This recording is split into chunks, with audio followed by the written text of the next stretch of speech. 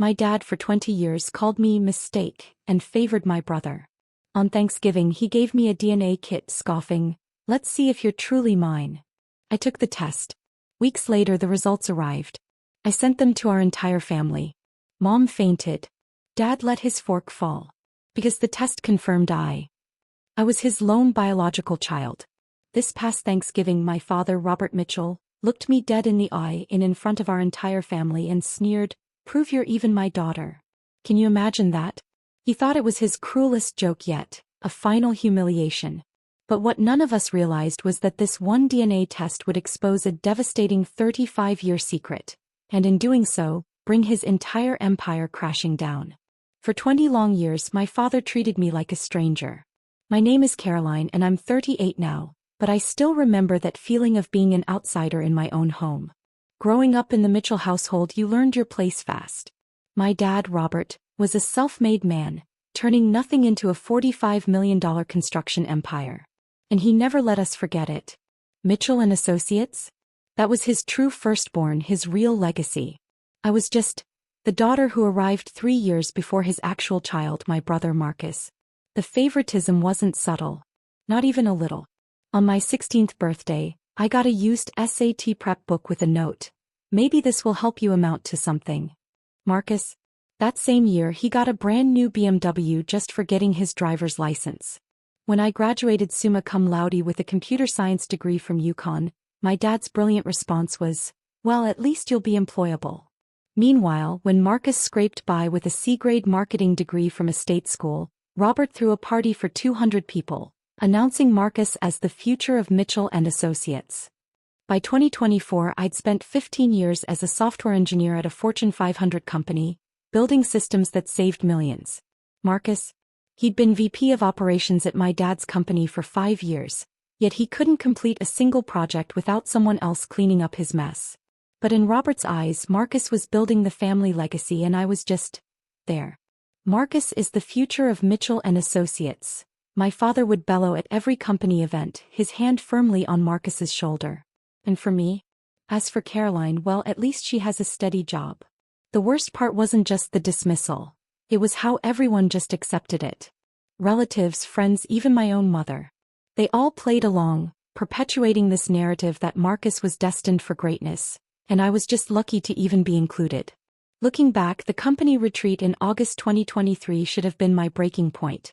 I'd just finished developing an inventory management system, something that would save Mitchell and Associates $2 million annually. I'd worked nights, weekends, sacrificing everything because Robert said the company needed this.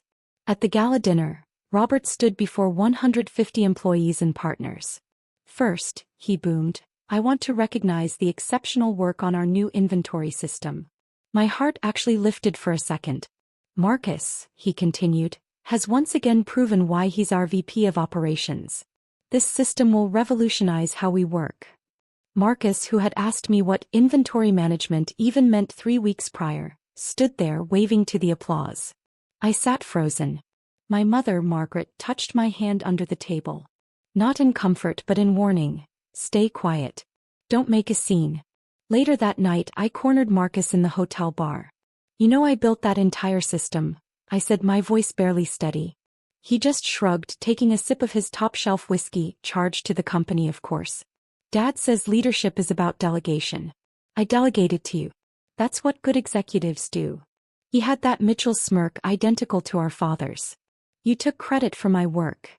I spat. "I took credit for managing you well," he corrected. "Besides, you're not really built for the spotlight, are you? Some people are meant to be leaders. Others are meant to be reliable." Then my mother appeared, as she always did when things got tense. But instead of defending me, she just looked at me with that same expression I'd seen 1,000 times. A mix of pity and guilt. "Let's not ruin a lovely evening," she said softly, though her hands trembled slightly as she reached for her wine glass. October 2024 brought the news that would ultimately seal everyone's fate. My dad summoned Marcus to a meeting with James Morrison, our family's estate attorney for 20 years. Marcus, bless his loud mouth, couldn't keep a secret if his life depended on it. He called me immediately, singing into the phone, "Guess who's about to be very wealthy? Dad just updated his will." 85% of everything. The company, the properties, the investments, all going to his sole biological son. That's literally what it says, Caroline. Sole biological son. The remaining 15% goes to you, but here's the kicker. You can't sell your shares for 10 years. He wants to make sure you can't cash out and abandon the family legacy. That's specific wording. I managed, my mind snagging on biological son. Morrison suggested it, Marcus continued, oblivious to my tone. Something about making the will ironclad, preventing challenges from gold diggers or distant relatives. Dad loved it. Said blood is what matters in the end. That evening, an email from Morrison Law Firm arrived. A courtesy copy of the will's key provisions. There it was, in black and white. 85% of all assets, shares and controlling interest in Mitchell & Associates shall transfer to my sole biological son, Marcus Mitchell. $38 million. That's what Marcus stood to inherit. My 15% would be about $7 million.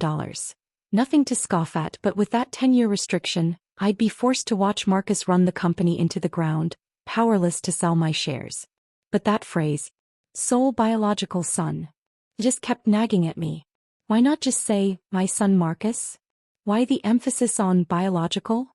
November arrived with a board meeting that felt less like a meeting and more like a coronation. Robert invited me not as a participant but as family support. I sat in the corner while he presented Marcus as his succession plan to 7 board members who controlled stakes in the company. Marcus has been instrumental in our recent technological advances, Robert announced, gesturing to a projection showing my inventory systems metrics. Under his leadership, we've saved $2 million this quarter alone. Board member Patricia Hayes, who'd known me since I was 10, glanced my way, her eyebrows raised. She knew exactly who built that system. I'd answered her technical questions about it just 2 weeks prior. But she said nothing. I propose we officially designate Marcus as CEO-elect, Robert continued, to take over when I step down next year. The vote was unanimous. Afterwards, I overheard 2 junior executives in the break room. Did you hear? Once Marcus takes over, he's planning a full restructuring. Apparently, anyone who's not his people should start updating their resumes. What about Caroline? The other asked. Especially Caroline. Marcus told Brad she's been riding on family connections for too long. Says it's time for merit-based employment. Almost. Laughed. Marcus, who couldn't code a simple HTML page talking about merit. That night my mother called.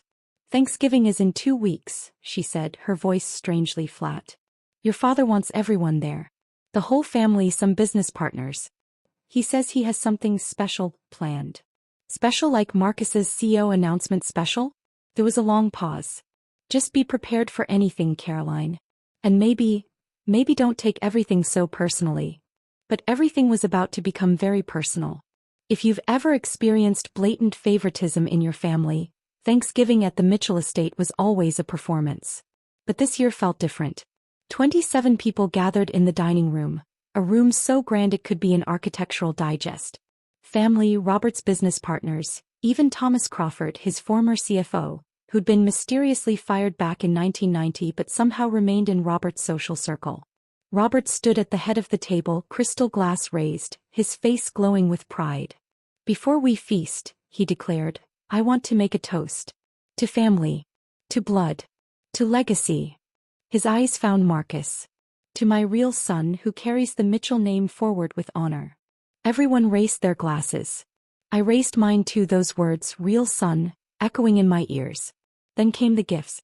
Robert decided to make Thanksgiving special by giving out early Christmas presents. Marcus received a Rolex Submariner. For the future see, Robert announced. My cousins got various expensive gadgets. Then Robert reached me holding a small box with a red bow. The room quieted. And for Caroline, he said loud enough for everyone to hear, something I think we've all been curious about for years. I opened the box. Inside was an Ancestry DNA kit. The room went silent. Someone gasped. My mother's wine glass slipped from her hand, shattering on the floor. Robert's smile was razor sharp. Just to put all those family jokes to rest, he purred. Let's see if you're really mine, shall we?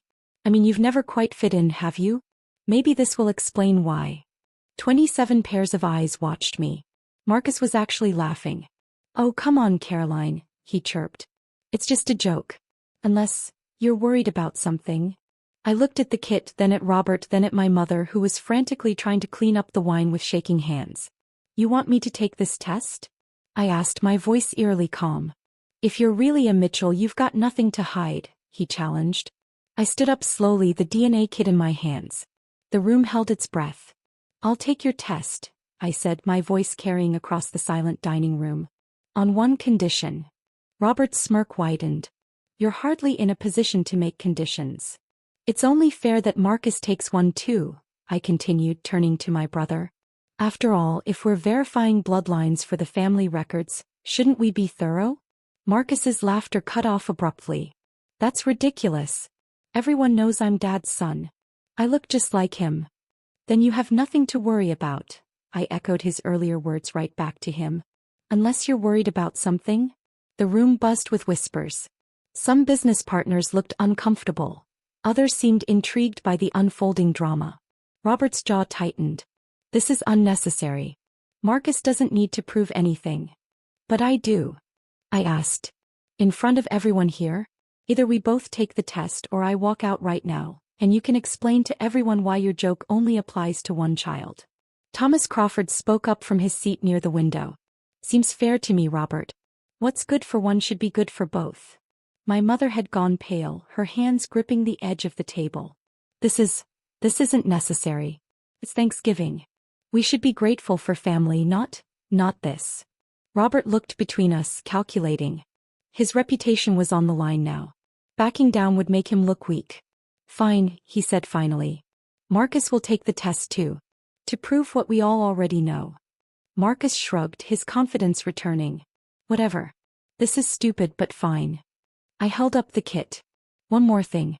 The results get announced at the company gala next month. Publicly.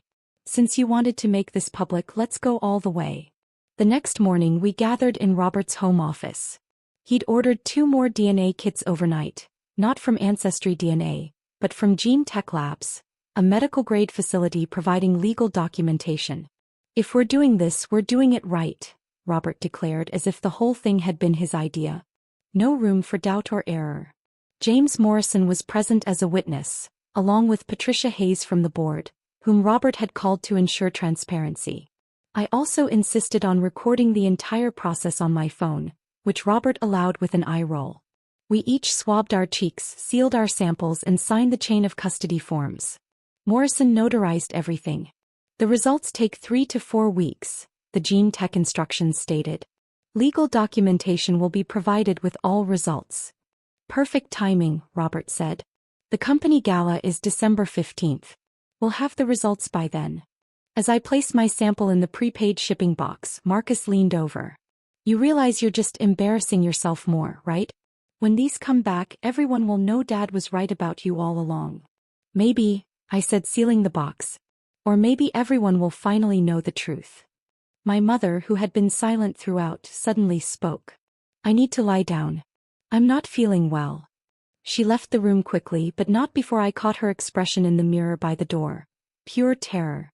That evening she started taking anxiety medication. I know because I saw the prescription bottle on her bathroom counter when I stopped by to check on her. It was dated that day, November 29, 2024.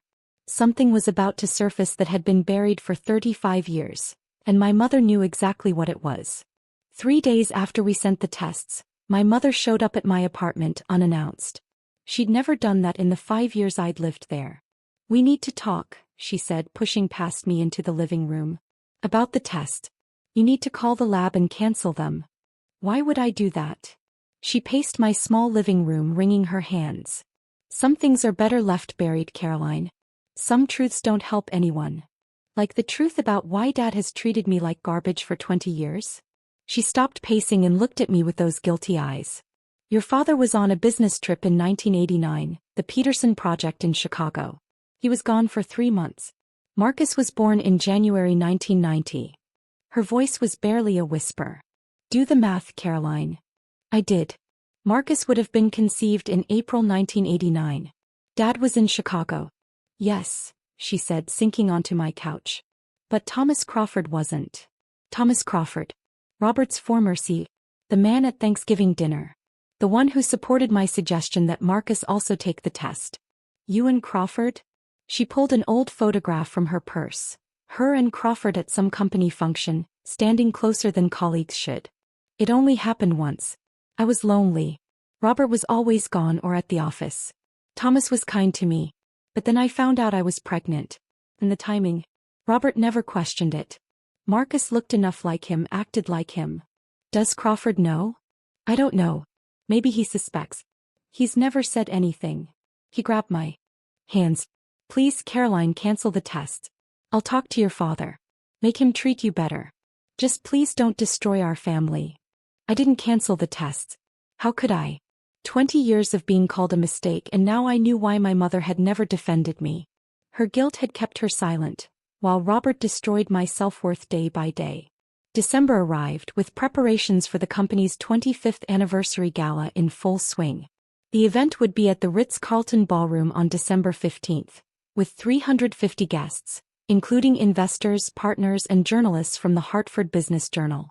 Robert had been broadcasting his plans to anyone who'd listen. It's going to be the event of the year, he told me during a mandatory family dinner.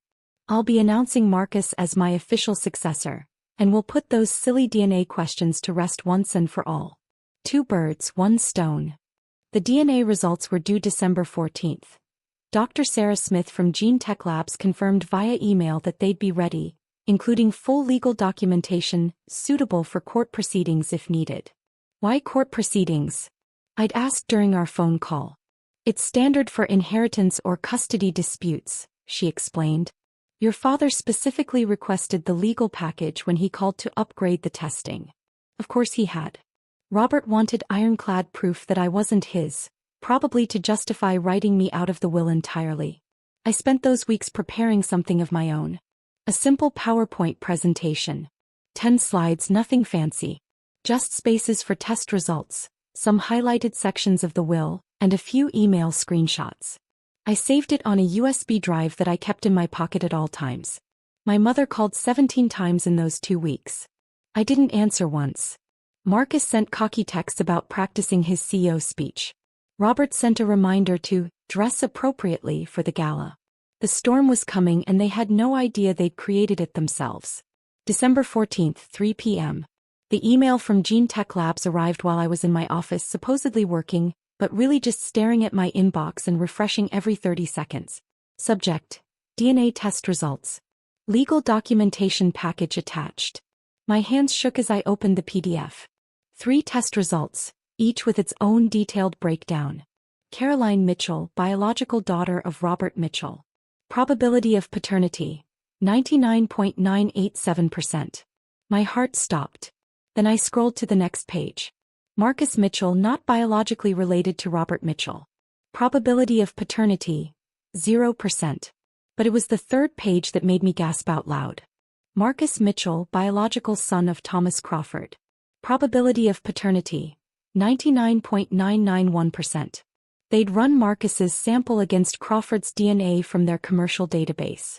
Apparently, Crawford had taken a gene ancestry test years ago, and when you agree to their terms, they can use your DNA for family matching services. I read the results 5 times. Not because I didn't believe them, but because suddenly everything made sense. The guilt in my mother's eyes. Robert's insistence that I wasn't really his. He'd been projecting his subconscious doubts about Marcus onto me for 2 decades. The irony was so perfect it felt like fiction. The son he'd worshipped, groomed, handed everything to on a silver platter wasn't even his.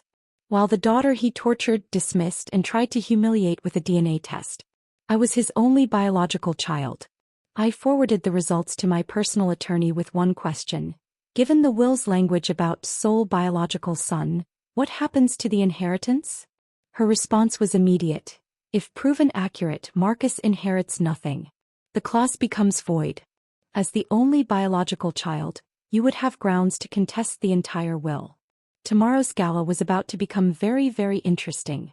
I spent the rest of December 14th crafting my presentation with surgical precision. 10 slides that would dismantle 20 years of lies in 10 minutes. Slide 1. A photo of our family at last year's company gala. Robert's arm around Marcus, Me standing to the side, barely in frame. Slide 2. The title, DNA Results, as requested by Robert Mitchell. Slides 3 to 5. My results blown up large enough for the back of the ballroom to read. Each percentage highlighted. The Gene Tech Labs logo prominent. Dr. Smith's certification signature clear.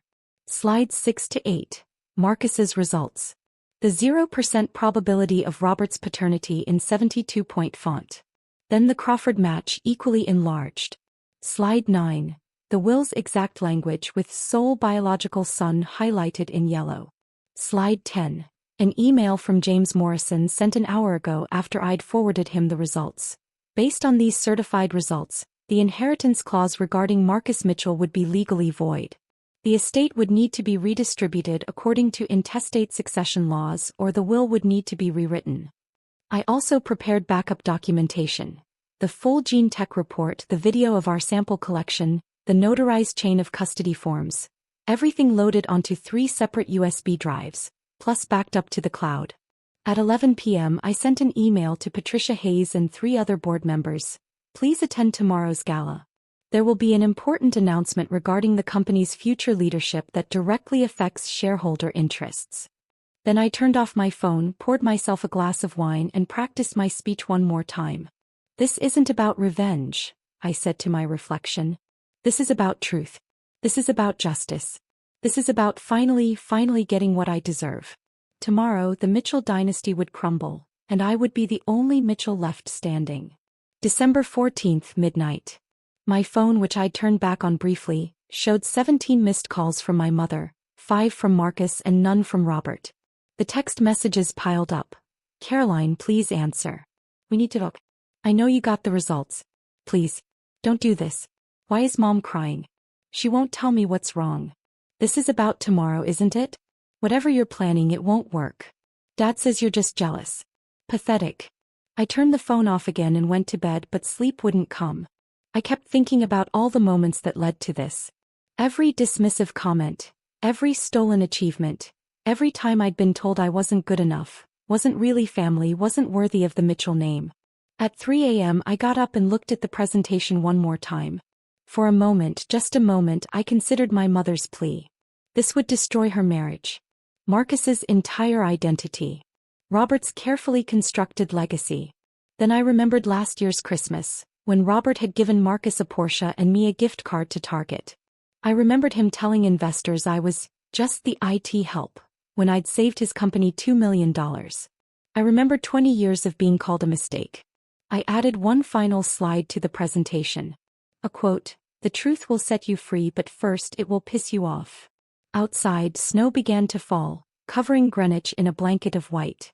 By tomorrow night, everything would be different. The Mitchell family as we knew it would no longer exist. I finally fell asleep at 5 a.m., clutching the USB drive like a talisman, ready for the reckoning that had been 20 years in the making. The Ritz-Carlton ballroom glittered with Christmas decorations and the who's who of Connecticut's construction industry. 350 guests mingled over champagne and caviar, celebrating Mitchell and Associates' 25 years of success. I arrived in a black cocktail dress, appropriate but understated, exactly as Robert would expect. He'd seated me at table 12 in the back corner with distant relatives and plus ones. Marcus, of course, held court at the VIP table with Robert, my mother, and the board members. Robert took the stage at 8 p.m. sharp, commanding attention in his custom tuxedo. 25 years ago I started this company with nothing but ambition and the determination to build a legacy. Tonight, I'm proud to announce that legacy will continue through my son Marcus Mitchell. Applause filled the room. Marcus stood, waving like a politician, his smile broad and confident. "Family," Robert continued, "is everything. Blood is thicker than water. And Marcus is my blood, my heir, my future." I noticed Thomas Crawford sitting at table 3, his expression unreadable as he watched Robert's performance. "Before I officially announce Marcus as seer-elect," Robert paused, his eyes finding me in the back. "I want to address something. As many of you know, we recently did some family DNA testing. A little Thanksgiving fun that got out of hand. But I'm happy to report that all questions about our family tree have been answered. So without further ado. Actually, I stood up, my voice carrying across the ballroom. I'd like to share those DNA results with everyone. Since you brought it up publicly at Thanksgiving, it's only fair we resolve it publicly here. The room turned to stare. Robert's smile flickered but held. I'm sure that's not necessary, Caroline. I walked through the ballroom past 25 tables of stunned guests, my heels clicking against the marble floor. Each step felt like a mile, but I kept my shoulders back, my head high. Hey, I gestured to the laptop connected to the massive LED screens flanking the stage. Robert's jaw tightened. Caroline, this is neither the time nor.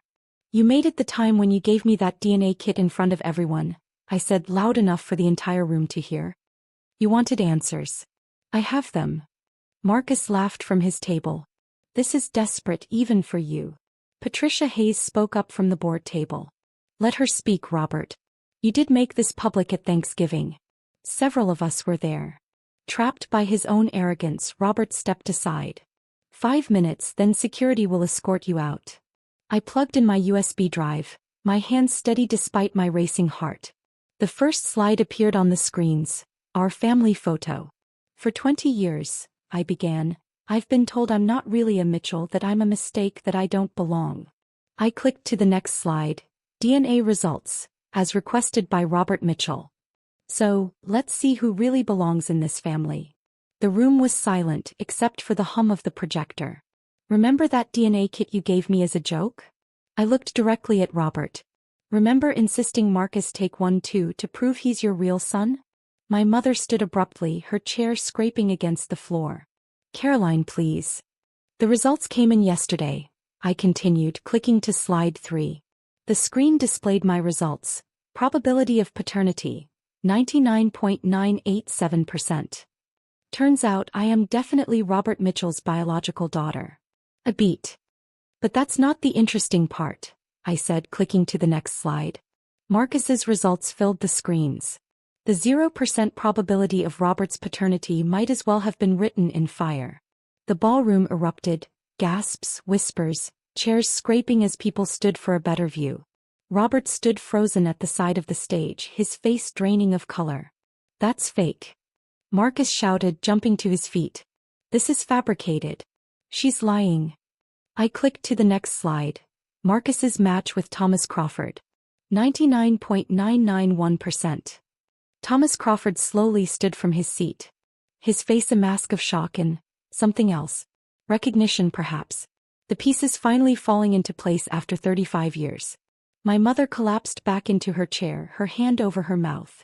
She didn't faint as I'd expected. She just sat there, tears streaming down her face. The secret she'd carried for so long finally exposed. According to the will Robert signed in October. I clicked to the next slide, showing the highlighted text. 85% of everything goes to his sole biological son. The final slide appeared. Morrison's email confirmation. But Robert doesn't have a biological son. He has a biological daughter. Me. The mistake. The disappointment. The one who never belonged. Robert finally found his voice. This can't be. The lab made an error. Gene Tech Labs doesn't make errors. Dr. Sarah Smith stood from table 7. I hadn't known she'd be here, but Patricia Hayes had apparently invited her. I supervised these tests personally. I ran them 3 times to be certain. The results are accurate. The Hartford Business Journal photographer was frantically taking pictures. Board members huddled in heated discussion. And Marcus looked like his entire world had just imploded. Because it had. This is a setup. Marcus shouted, pushing through the crowd toward the stage. She paid someone off. This isn't real. Dr. Smith walked to the microphone with calm authority. I'm Dr. Sarah Smith, Director of Genetic Services at Gene Tech Labs.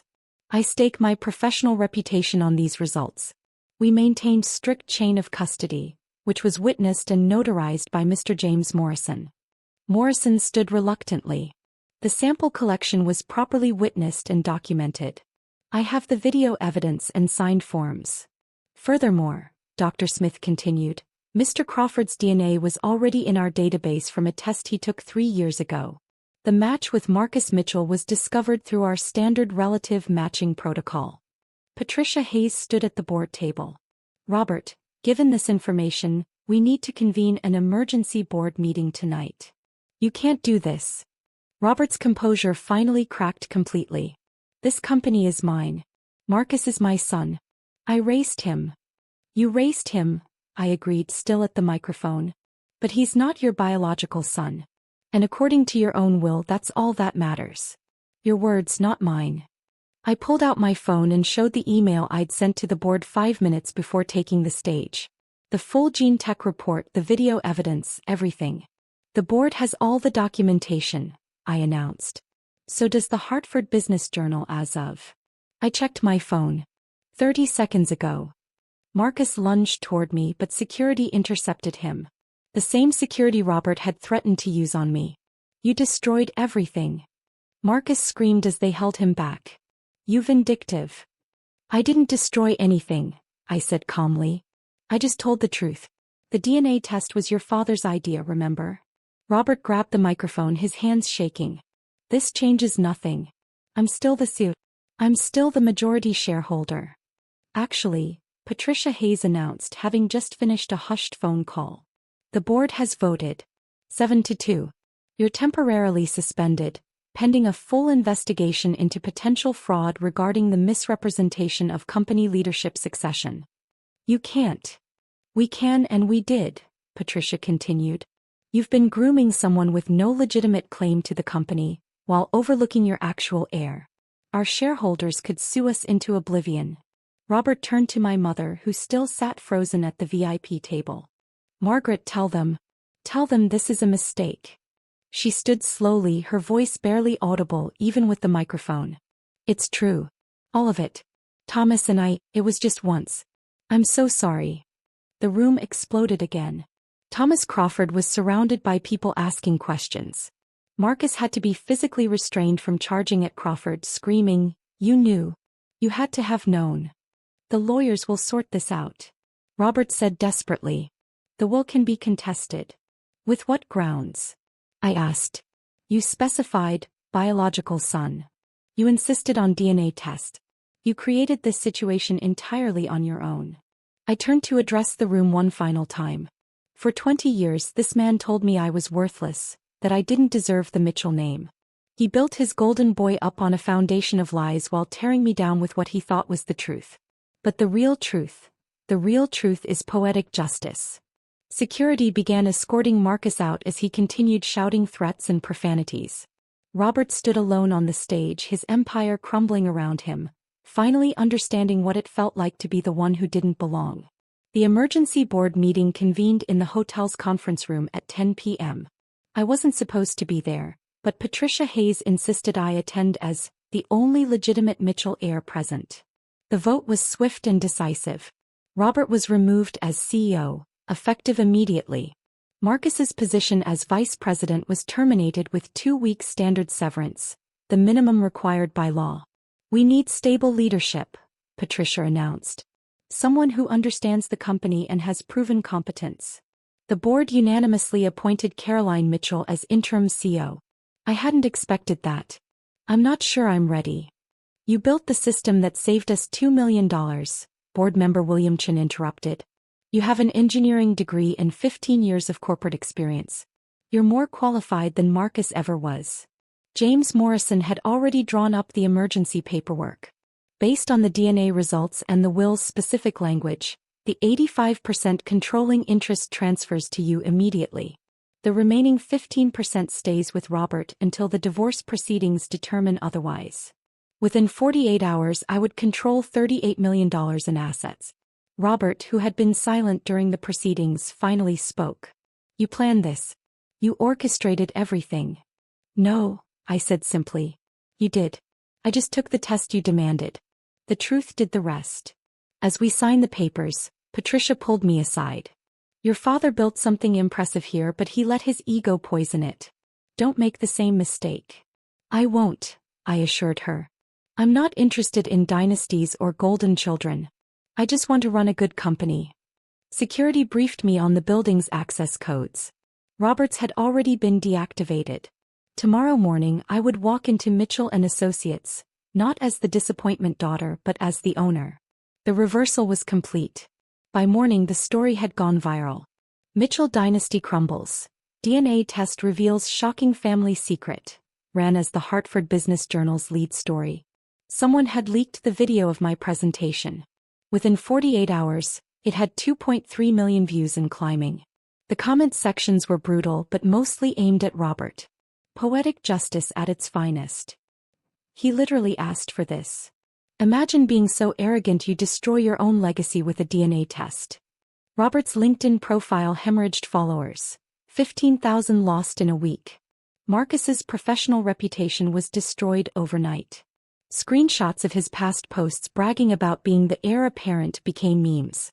The business impact was immediate and measurable. 3 major clients who'd been considering leaving due to Marcus's incompetence renewed their contracts when they heard about the leadership change.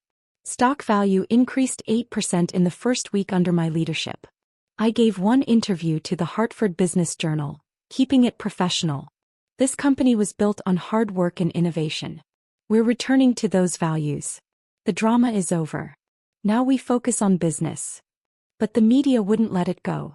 The DNA test that destroyed a dynasty became a trending topic. Reddit threads dissected every angle. Someone even started a podcast about family business scandals with our story as the inaugural episode. Thomas Crawford released a statement through his lawyer. I was unaware of Marcus's parentage until the DNA results were revealed. I'm willing to take responsibility and want to establish a relationship with my son if he's willing. Marcus's response, posted on Instagram before his account went private. I don't need any of you. I'll build my own empire. The empire he'd been handed was gone. The empire he'd built himself remained to be seen. My mother finally told the whole truth during our first conversation after the gala. We met at a coffee shop, neutral ground, away from the ruins of the Mitchell estate. Your father was never home, she said, staring into her latte. The Chicago project, then Denver, then Houston. Thomas was kind. He listened. One night after a company dinner where Robert had called to cancel again, it just happened. Did Crawford know? I think he suspected when Marcus was born 6 weeks early, but fully developed. He never said anything. Robert never questioned it. Marcus looked enough like him. Everyone said so. The divorce was swift and brutal. Connecticut's adultery laws meant my mother forfeited significant assets. She walked away with $12 million less than she would have received otherwise. Robert lost the house, half his remaining assets, and every shred of his reputation. Marcus filed a lawsuit for intentional infliction of emotional distress against me, claiming I deliberately destroyed his life. The judge dismissed it in 5 minutes. The plaintiff's father initiated the DNA testing. The defendant simply revealed the results. Case dismissed. Marcus refused Crawford's attempts at contact. He also refused the entry-level position Crawford offered at his investment firm, the only job anyone would offer him. Last I heard, he was living in a studio apartment in Stamford, selling insurance. I'm sorry, my mother said during that coffee meeting. For everything. For not protecting you. For letting my guilt keep me silent while Robert hurt you. I know, I said. And I did know, but knowing and forgiving were different things. Can we try to rebuild something? Maybe, I told her. But not now. I need time to figure out who I am when I'm not the family disappointment. Mitchell and Associates, under my leadership, became what it should have always been. A meritocracy. I hired a new executive team based solely on competence, not connections. Half were women. A third were people of color. And all were brilliant at their jobs. The inventory management system I developed was finally implemented properly, saving the projected $2 million annually. But more importantly, I instituted transparent attribution. Everyone's contributions were documented and credited. First quarter 2025 results spoke for themselves. Profits up 23%, employee satisfaction up 45%, and 3 major contracts secured that Robert had lost due to Marcus's bungling. The Hartford Business Journal ran a follow-up piece. From DNA drama to corporate success, Caroline Mitchell's transformation of Mitchell and Associates. I promoted Janet Rodriguez, who'd been Marcus's assistant and had actually done all his work, to vice president of operations. You've been doing the job for 5 years, I told her. It's time you got the title and salary. The company culture shifted dramatically. The fear-based hierarchy Robert had cultivated was replaced with collaborative innovation. People stopped whispering in corridors and started speaking up in meetings. One of our biggest wins came from landing the Riverside Development Project, a $30 million contract Robert had been chasing for 3 years. The client told me directly, "We were waiting for the leadership to change. We knew Marcus would ruin it, but we also knew you were the one really running things behind the scenes." During a company town hall, an employee asked how it felt to go from the shadows to the spotlight. "Like finally being able to breathe," I answered. "Honestly, this company was built on one man's ego. Now it's built on everyone's talent. That's why we're succeeding." The Mitchell name stayed on the building, but it meant something different now. Robert's attempts to reclaim his life ranged from pathetic to desperate. The emails started 2 weeks after the gala. "Caroline, I realize I was wrong. You're the best daughter a father could ask for. Let's hope. Then I built this company from nothing. You can't just erase me. Finally, I'm your father. That has to count for something." He tried entering the building one morning, but security turned him away. The footage of him arguing with the guards, insisting he owned the company, somehow made it onto social media. Another humiliation in his growing collection. He hired 3 different law firms to challenge the will and the DNA results. Each case was dismissed. Morrison, his own lawyer for 20 years, testified that the will's language was clear and unambiguous, and that Robert had insisted on the biological son clause himself. The most pathetic attempt came when he showed up at a client dinner I was hosting. "My daughter's doing a wonderful job with my company," he announced to the table, trying to insert himself into the conversation. "Sir, this is a private event," security informed him. "I'm her father. You're not on the list now." He lived in a 2-bedroom apartment in Fairfield, a 45-minute drive from the estate he'd once ruled. His LinkedIn profile listed him as consultant with no company attached. His posts about resilience and rising from setbacks got fewer likes each time.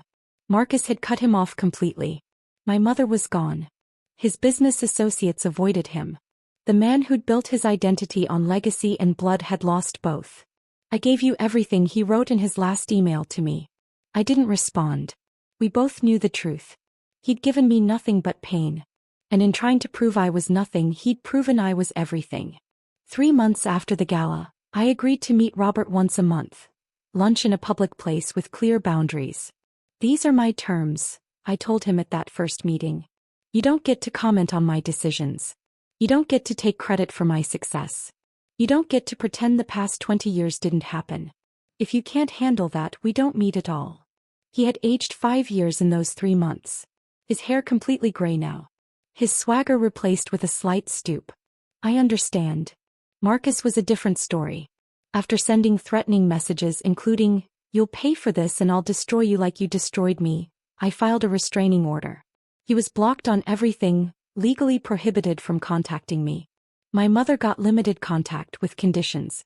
I helped her find a therapist who specialized in family trauma and secret keeping. She was working through 35 years of guilt. And I was working through 20 years of neglect.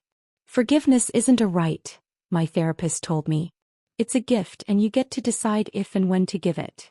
I established the Caroline Mitchell Foundation for Women in STEM, funded with $5 million from my inheritance.